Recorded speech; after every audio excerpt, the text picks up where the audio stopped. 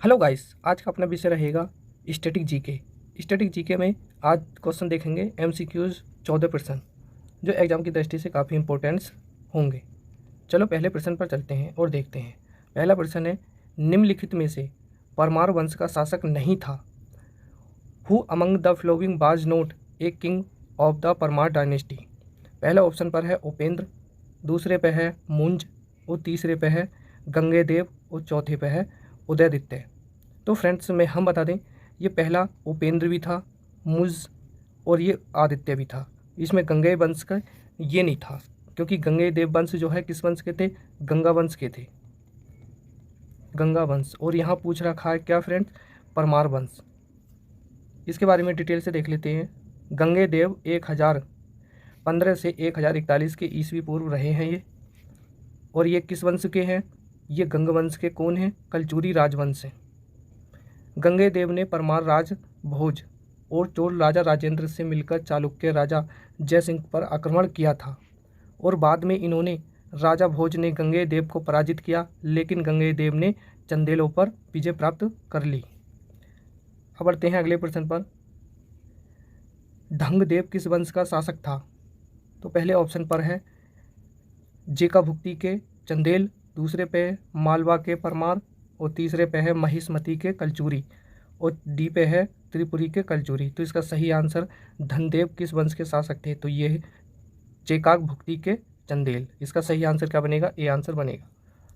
अब देख लेते हैं। धनदेव जेका भुक्ति के चंदेल शासक का एक प्रसिद्ध राजा था और चंदेल प्रतिहारों के सामंत रहते थे। धनदेव इनका जो टाइम पीरियड है 950 से 1007 के समय चंदेल पूरी तरह प्रतिहारों से क्या हुए? स्वतंत्र हो गए। और इसी के साथ साथ में खजुराहो के प्रसिद्ध मंदिरों में से पार्श्वनाथ और विश्वनाथ मंदिर का इन्होंने क्या करा था? निर्माण कराया था। इसने प्रयाग में गंगा यमुना के पवित्र संगम पर अपना शरीर क्या करा? त्याग दे दिया। अब बढ़ते हैं अगले प्रश्न पर। निम्नलिखित में से कौन सा ब्राह्मण ग्रंथ ऋग्वेद से संबंधित है? तो पहले ऑप्शन पर है ऐत्रेय ब्राह्मण, दूसरे पे गोपद ब्राह्मण, तीसरे पे है शतपथ ब्राह्मण और तीसरे डी पे है तैत्रीय ब्राह्मण। तो इसका जो सही आंसर है ऐत्रेय ब्राह्मण। और ऋग्वेद जो है ये ऋग्वेद में सबसे पुराना वेद है। इसके बारे में समझ लेते हैं। ऋषियों द्वारा गद्य में वेदों की गई सरल व्याख्या को क्या कहा जाता है? ब्राह्मण ग्रंथ कहा जाता है। प्रत्येक वेद के अपने अपने ब्राह्मण ग्रंथ हैं। जैसे ऋग्वेद के क्या है? तो ऋग्वेद का ऐत्रेय और कौशिकी है। वहीं यजुर्वेद के तैत्रीय, कृष्ण और शतपथ शुल्क हैं। और सामवेद की बात करें तो सामवेद के जो हैं सदविश, पंचविश और जैमिनी हैं। वहीं अथर्ववेद के गोपद ब्राह्मण है। सबसे पुराना जो वेद आता है फ्रेंड्स, कौन सा आता है? वो आता है ऋग्वेद। इसमें मंत्रों का जाप होता है। इसके अंदर यजुर्वेद में यज्ञ होते हैं और सामवेद में क्या? ये संगीत का वेद कहा जाता है इसको। और अथर्ववेद को कहा जाता है जाति टोना का वेद। ऐत्रेय ब्राह्मण ग्रंथ में विभिन्न प्रकार के राज्याभिषेक उत्सव तथा वैदिक काल के कुछ राजाओं का इसके अंदर क्या करा गया है? वर्णन किया गया है। अब बढ़ते हैं। गाजी मलिक किस वंश का शासक था? तो पहले ऑप्शन पर है तुगलक, दूसरे पे खिलजी, तीसरे पे सैयद और चौथे पे लोदी। तो ये गाजी मलिक जो था ये तुगलक वंश का राजा था, गयासुद्दीन तुगलक। और खिलजी वंश का जो संस्थापक है वो था सैयद खां। और लोदी वंश का जो संस्थापक है तो ये था बहलोल लोदी। गयासुद्दीन का नाम गाजी मलिक अथवा गाजी बेग था। और सितंबर 1320 में खुसराहो को परास्त कर गयासुद्दीन तुगलक के नाम से प्रसिद्ध हुआ और दिल्ली का सुल्तान भी बन भी गया। गाजी मलिक की मृत्यु 1325 ईस्वी में, जबकि खिलजी वंश का जो संस्थापक है वो कौन है? जलालुद्दीन फिरोज खिलजी। सैयद वंश के संस्थापक कौन है? ये हैं खिज्र खां। तथा लोदी वंश के जो संस्थापक हैं वो कौन है? बहलोद लोदी। बढ़ते हैं आगे। 1194 के चंदावर के युद्ध में मोहम्मद गोरी ने किसे हराया था? तो पहले ऑप्शन पर है कुमारपाल, दूसरे पे जयचंद, तीसरे पे गोविंदराज और चौथे पे भीमदुत्य। तो आइए इसके बारे में समझ लेते हैं। इसका सही आंसर जयचंद। मुस्लिम आक्रमणकारी मोहम्मद गोरी ने 1194 में कन्नौज पर आक्रमण किया। वहीं कन्नौज और इटावा के मध्य स्थित चंदावर एक स्थान का नाम है। दोनों सेनाओं के मध्य घोर युद्ध हुआ। युद्ध में राजपूत पराजित हुए और जयचंद मारा गया। चंदावर युद्ध के पहले 1191 में गौरी और पृथ्वीराज चौहान के मध्य तराइन का प्रथम युद्ध हुआ, जिसमें गौरी की क्या हुई, हार हुई। लेकिन तराइन के दूसरे युद्ध में जो 1192 में हुआ था, ये जो है इसमें गौरी ने चौहान को हरा दिया।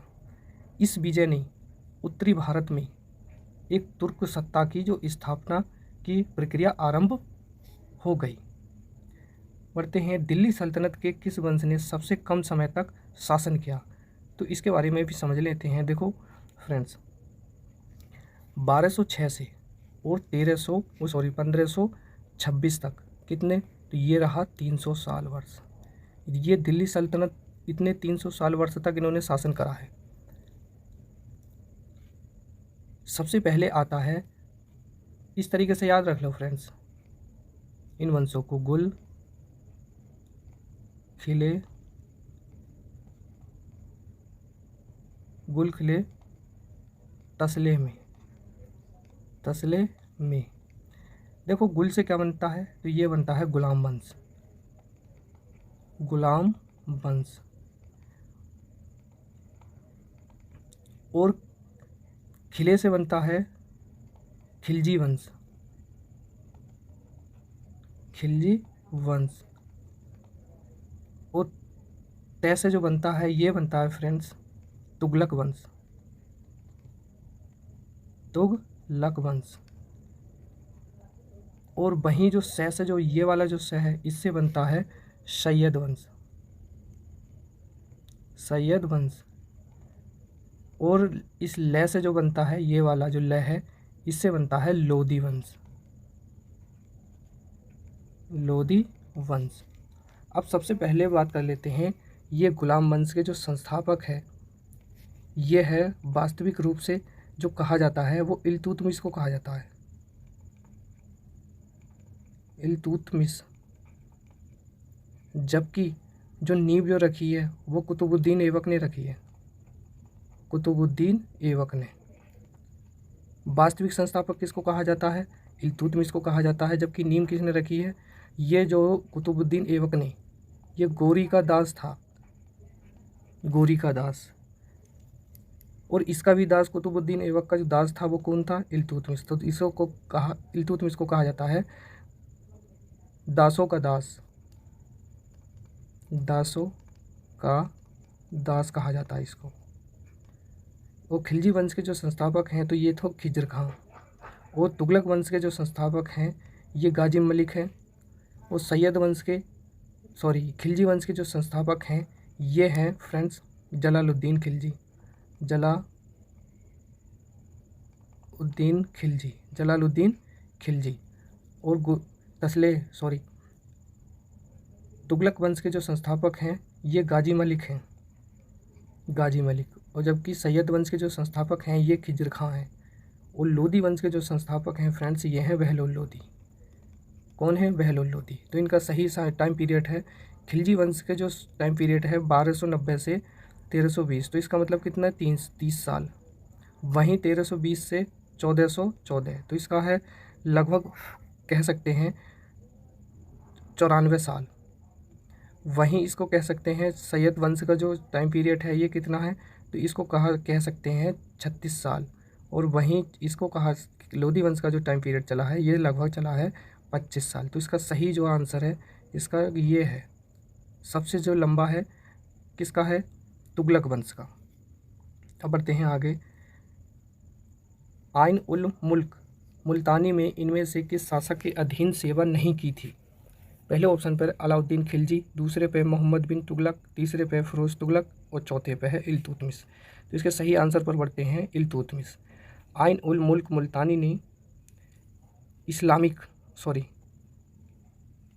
इल्तुतमिश शासक के अधीन सेवा नहीं की थी। 1310 में अलाउद्दीन खिलजी के सेनापति जो आइन उल मुल्क मुल्तानी ने मालवा के शासक हरनंद पर विजय क्या करी थी, प्राप्त करी थी। उस समय आइन उल मुल्क मुल्तानी को अलाउद्दीन ने मालवा का प्रांतपति बना दिया था। भारतीय पुरातत्व का जनक किसे कहा जाता है? तो पहले ऑप्शन पर है कनिंघम को, दूसरा है जॉन मार्शल को, तीसरा है मार्टिन व्हीलर को और डी है जेम्स प्रिंसेप को। तो भारतीय पुरातत्व का जो जनक कहा जाता है वो अलेक्जेंडर कनिंघम को कहा जाता है। तो पहला इसका आंसर ठीक है। अब देखते हैं इसके फैक्ट के बारे में। इसका जो फैक्ट है, पुरातत्व का जनक किसे कहा जाता है? Father of Indian archaeology. तो ब्रिटिश जो इंजीनियर हैं वो कौन है? Alexander Cunningham. 23 जनवरी लंदन में जन्मे कनिंघम को भारतीय पुरातत्व सर्वेक्षण विभाग का भी जनक माना जाता है। 1872 में कनिंघम को भारतीय पुरातत्व का सर्वेक्षक भी माना और बाद में उनकी नियुक्ति उत्तर भारत के पुरातत्व सर्वेक्षण विभाग के महानिदेशक के रूप में भी इन्हें जाना गया। बढ़ते हैं अगले प्रश्न पर। राजा राममोहन राय को राजा की उपाधि से किसने विभूषित किया? तो पहले ऑप्शन पर औरंगजेब, दूसरा रॉबर्ट क्लाइव, तीसरा महात्मा गांधी और चौथा अकबर द्वितीय। तो जो राजा राममोहन राय को राजा की उपाधि किसने दी थी? तो ये दी थी मुगल सम्राट अकबर द्वितीय ने। अब इनके बारे में समझ लेते हैं। ये 19वीं शताब्दी के क्या थे? ये महान सुधारक थे राजा राममोहन राय।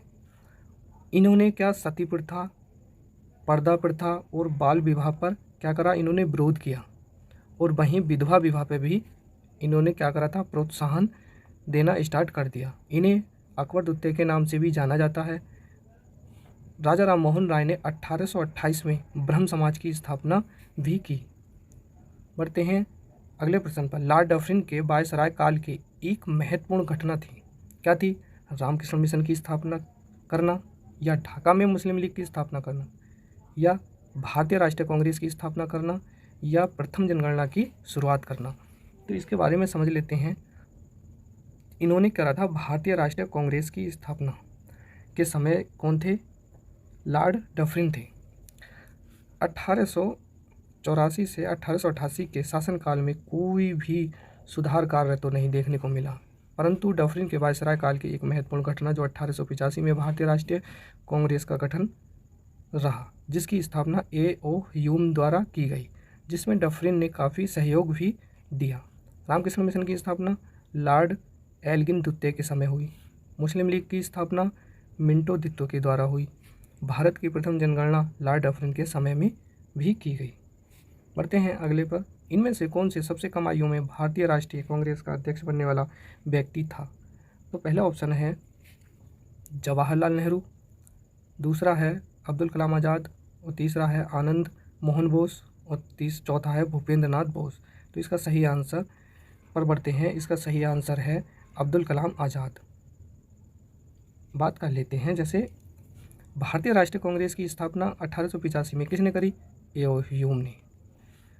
प्रथम अध्यक्ष व्योमेश चंद्र बनर्जी जो 1885 में और मुंबई के गोकुलदास बनर्जी में की गई थी।